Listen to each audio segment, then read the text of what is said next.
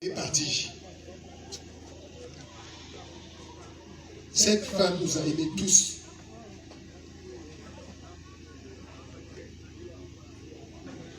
Mais vous tous aussi, je m'adresse à la grande famille. Nul n'est parfait en cette terre. Mais chaque jour, ses enfants et moi, nous parlions avec elle. De quoi? De comment améliorer la condition de vie des gens.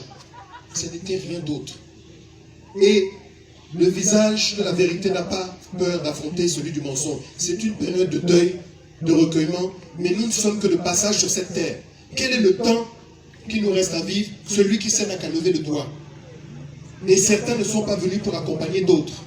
Voici une femme qui, toute sa vie, toute son énergie, l'a vouée à la solidarité, je le dis sans embâche. Et je m'adresse à la jeunesse de mon village ici à Ngolbogo pour vous donner des exemples. Tout ce qui est ici, j'étais venu ici il y a 15 ans pour vous dire que Mévégué était un enfant du peuple camerounais, du peuple éton, qu'il a été un pionnier ici, qu'il a porté des gens, qu'il a élevé des gens, il les a forgés, il n'était pas parfait, mais il a porté des gens, il les a élevés. Et quand je regarde, quand il a rejoint la case de la visite, ce que son épouse, avec notre soutien, a tenté de faire pour vous ici, je dis que chaque fois qu'on demande à quelqu'un de veiller sur ce bien commun, on nous demande de vous envoyer de l'argent. Qui a amené un dispensaire ici? Qui faisait des routes ici pour que vous puissiez continuer à évoluer? Qui a essayé de payer des études à des gens? Certains sont devenus des ministres dans la République camerounaise. Qui? Est-ce que c'est normal que la majorité de la jeunesse ici soit toujours livrée à elle-même? Quand j'ai fini le deuil, il y a 15 ans ici, nous nous sommes réunis avec la jeunesse de Ngolbogo. Et je me suis engagé parce que j'ai dédié ma vie à l'observation de ce que mes parents m'ont dit, à savoir Mévégué et son épouse, que nous appelions affectueusement Madame Patriarche. Ça n'était pas de la phallocratie, mais c'était un témoignage d'amour. Quand nous nous sommes réunis, nous avons fait des réunions, des conciliabules. Nous avons décidé de faire des choses. Rien n'a marché parce que chacun tirait la couverture à lui. On allait faire comment? Chacun commençait à dire que non, c'est pas moi. Et nous sommes, puisque nous sommes des Tani, puisque c'est comme ça qu'on nous appelle, sachez que Mévégué m'a initié.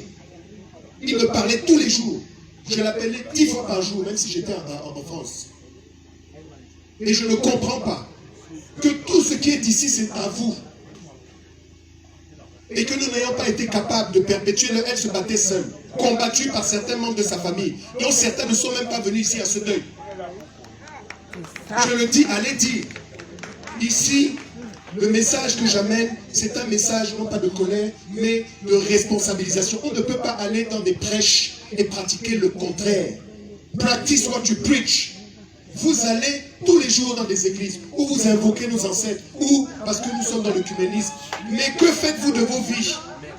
Je voudrais m'adresser aux femmes pour vous dire merci. Parce que de tout notre chemin d'enfants, nous avons vu que ce sont les femmes qui portent le pays et le Cameroun. Et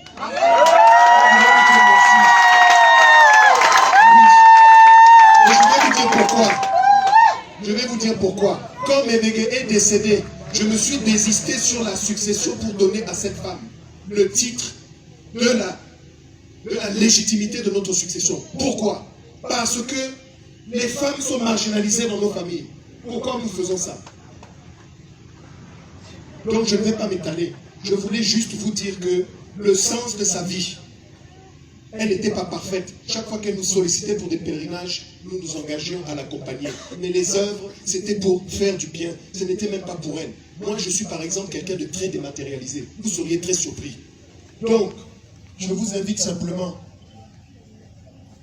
à tenter, pour le peu de temps qui nous reste à vivre ensemble, d'améliorer nos conditions de vie et de partager ensemble. Nguette.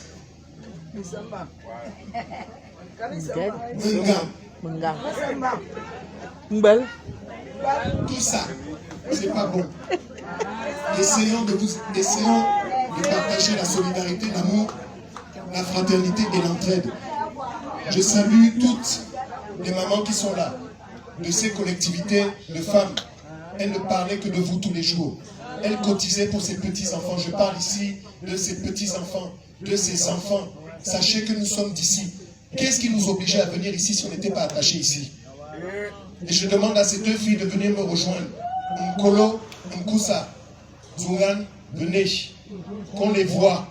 Parce que quand Mevege est parti, certaines personnes disaient, oui, mais est-ce qu'ils nous ont laissé des gens? Mais ce n'est pas parce qu'on ne voit pas quelque chose qui n'existe pas. Mais nous avons essayé, tenté de faire des choses. Et nous avons fait des choses. Mais malheureusement, nous devons aussi évoluer dans nos mentalités. Pas d'injonction, en toute humilité, vous redire merci au nom de toutes nos familles pour votre engagement, sollicitude et pour l'honneur que vous faites à cette femme qui restera à jamais gravée dans nos cœurs. Nous tenions à vous remercier. Merci à tous. À vous, un bruit. Dans quelques instants, une collation.